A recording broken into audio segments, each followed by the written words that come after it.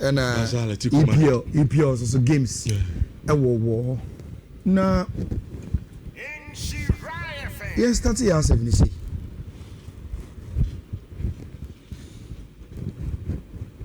footballers ne in general athletes na ya show mo de bia no rich omo ye bi party say ya o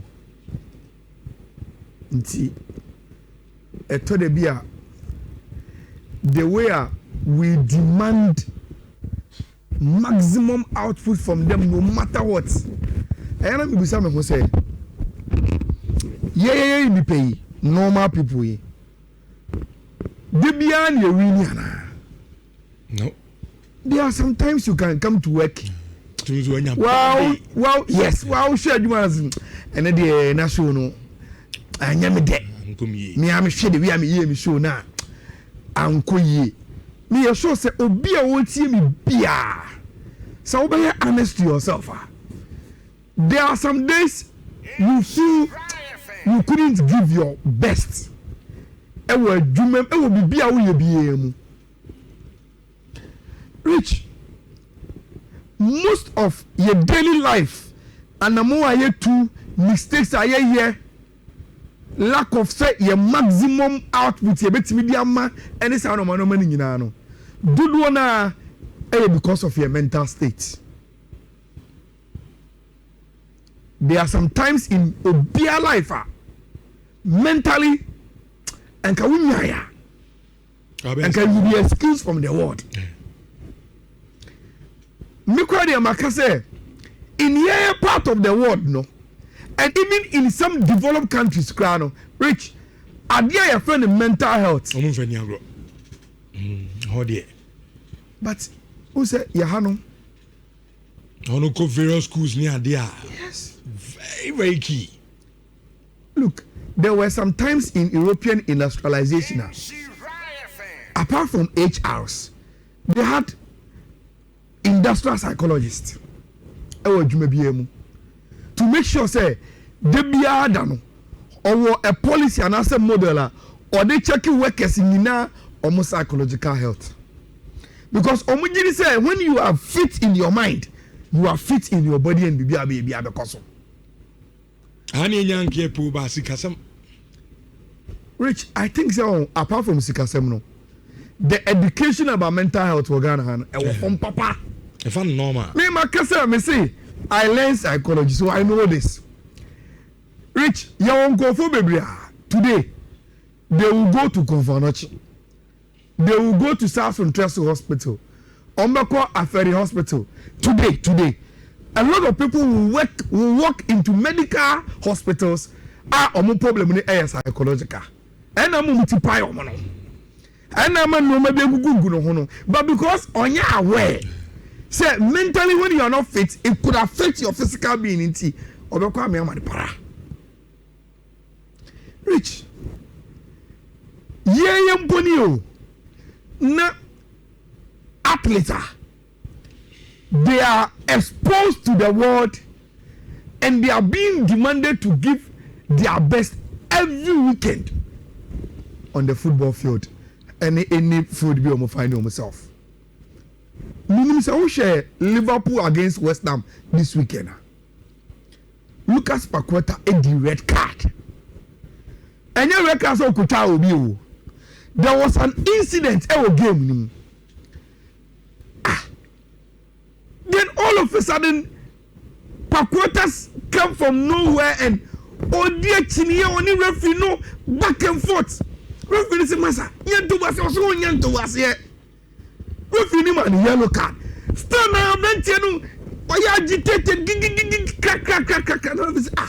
And then how? Obiaka she ontie.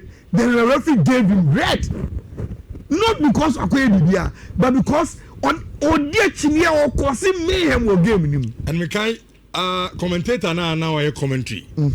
I must have given no description of the man brand. They also describe brand now.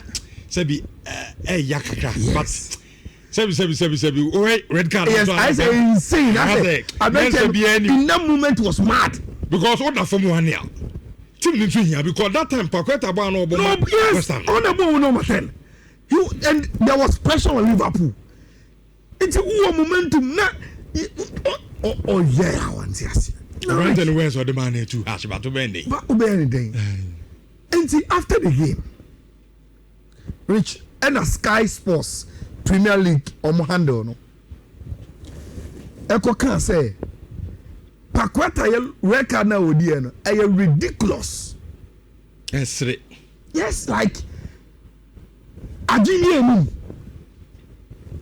and they don't understand why Odin's record no.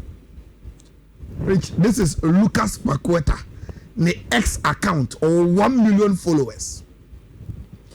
And this is the Sky's Premier League post, It's ridiculous behavior. Lucas Paqueta is sent off for talking himself into a second booking. And already a video of the incident by. Now, Rich, listen to Paqueta's response to Sky. On wow. And who says Sky for no? I say, describing Subani say ridiculous. Rich, listen to Paqueta. Or say, it's ridiculous to have your life and career affected for 2 years without any psychological support from the federation. Wow. Perhaps this ridiculous behavior is just a reflection of everything I've had to endure, and it seems have to continue enduring. I am sorry if I'm not perfect. Oh. 2 years. In the last 2 years he was under investigation for betting. Nyoma. Yes, you know ankasa there's a trace ekonukrom matches be what did the yellow card, red card. You see already we will dig gas now and confirm chat bet when the cheat say West Ham be the yellow card, be the red card. And they suspect say on or Shadan or yes and under 2 years he was under investigation. And yes, also by another investigation, and then he was close to joining Man City. Man City pulling plugs on him say no. There's I say when you are branching a carrier who stay back. Now Rich, Paqueta say Ebia who so in a park and so fine player or the ball. But there's a moment of madness you are or show. You may describe it the way you see it. Basanka utilija no ho. And I won't see a shenefa. And here, which he is admitting, say he has a psychological problem. And in the last 2 years, and was it federation of behind and it means say the guy and say oh he has psychologist. West Ham of mind. Obi oya under investigation for 2 years, pressure on so and comfort church stories of her website obi can some fan. Apart from West Ham, the Brazilian Federation has not even says Abenter probably may need a psychoanalysis. Which issues be say me mfa trial. Mental health issue. Ye mfa trial. And sometimes baby ameka say base situation bia your analysis of the situation may look different. Me assure say Rich, without this revelation from Paqueta, so we can say who describing the behavior against Liverpool game now, you may be harsh. Send a commentator here, because what he was doing was insane. But Rich, if you say psychologically only the right frame of mind, then you understand. It takes me back to time about Barca and Luis Suarez. There were a lot of newspapers in Catalan. Suarez ni subai boni or kekam kofo or biaso or haji. Then we say, oh, we will bring him, but we will give him a psychologist to deal with the anger management. And before Suarez will join Barcelona, he went under anger management with psychologists. Our managing a buffo. Rich, at the end of the day, look at the performance and the numbers he turned out to team your friend Barcelona. Now, Rich, that leads me to the issue of Ronald Araujo. Barca supporters I heard Gabi do the story and he was doing it in a funny way. oh yes Chelsea share Barcelona no and I told them na dwendwe. Look, issues of mental health rich and friend diagro cry. Imagine Barcelona losing to Chelsea and everybody is blaming one person. Obia is pointing fingers to him. Now people are even bringing back Ike Gundogan interview Barca against Paris Saint-Germain. Ronald Araujo could be red card or say and can better say Quebec concede and still be in the game 11 against 11. That's people brought back Gundogan against Barcelona against Inter. Yes. I'm saying Araujo nama. Yes. Inter yes, because of Sani tackle against Thuram and Sano man. So people started bringing all that Araujo has done wrong. Rich, you think so with this how 1 week, you know? Says Obiad Nanu go so, not all can some go so. Now because of fans are any trolling into, you know. We may see these things as a tra, but Rich, players son of Bidika or me nipa. It is say yeah. And some of them develop it to be players. And idea, Ujin said, how mental health, you know, about how months so. It's I understand because Emra, you one of this video pop up from Catalan say, when around or agents too, Ominas from Eduardo, Omi they've come to Ciutat Esportiva to meet Deco. And again, you know, my bank of Focusio, a contract and send some rich. Sana, they've spoken to their clients and they wanted to come and tell them, say, look, the guy needs some time off.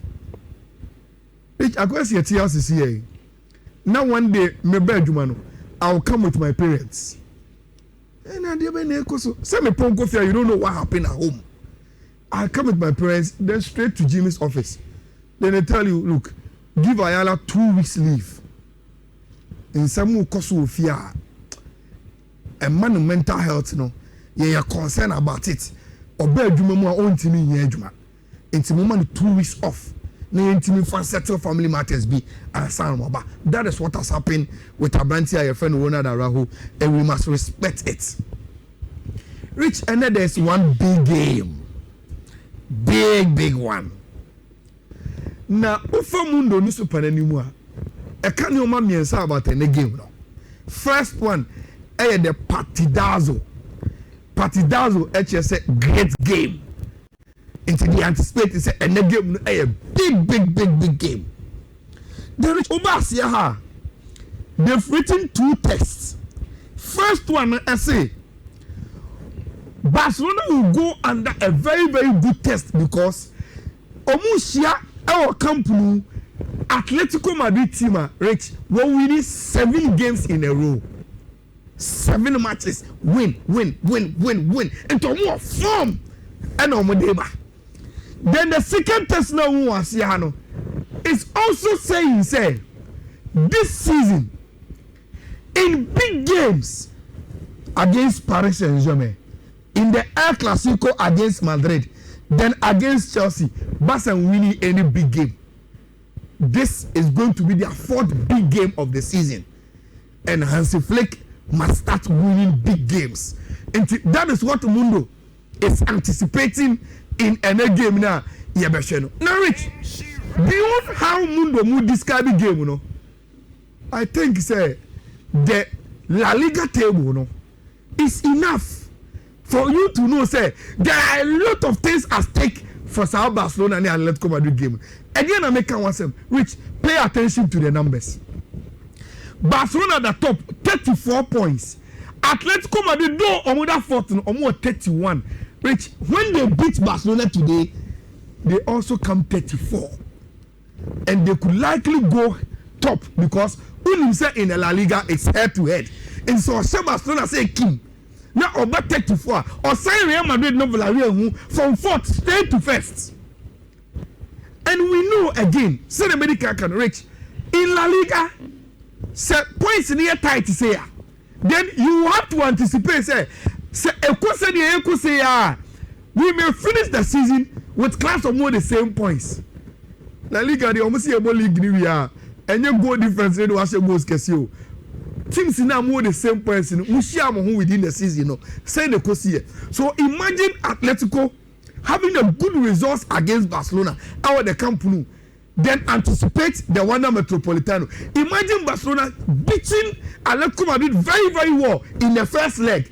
Now, Omar will meet in La Liga there. Say about games between the contenders are rich because of head-to-head in Obia person we say in the final dynamics no omubehu baby a omode ensam no ebefa. Which we quickly go to two lineups. Na mi hu dia mi way aye lineup a free sports eho eba. Now Bibia one lineup ni bia no the same with what is coming from Mundo for the Barcelona side, except the striker Lewandowski. And according to Dario, almost one Garcia Beda, Jules Kunde Bebo 2, Bade Bebo 3, 4 and 5 of Eric Garcia and Kubasi, Frankie de Jong, Pedri, Daniel Olmo, Rafinha, Lewandowski, Lamine Yamal. But Rich, Mundo see baby. The only change, and they say, they suspect Ferran Torres will start and not Lewandowski. Now, and you will not young Brian. Area it's a 4-3-3-1-7 but the only change is a new Mohamed. You look at Atletico Diano and it seems the same. And they Atletico game now. They play in a 4-4-2, but it seems against Barcelona. We are friendly Diego Simeone want to play a 4-5-1. Which only Julian Alvarez ever with Alex Bayana, then Barrios Koke, Nico Gonzalez Gualamo, then Publio, Jimenez and Lenglet and a Hanku. And see, you put Atletico in a 4-4-2 like this. But Alex Abantia friend Bena behind the striker in this way into 4-4-2, but a 4-4-1-1, something like this. Norwich. I would like to see Lewandowski play because on a Barcelona for number 9.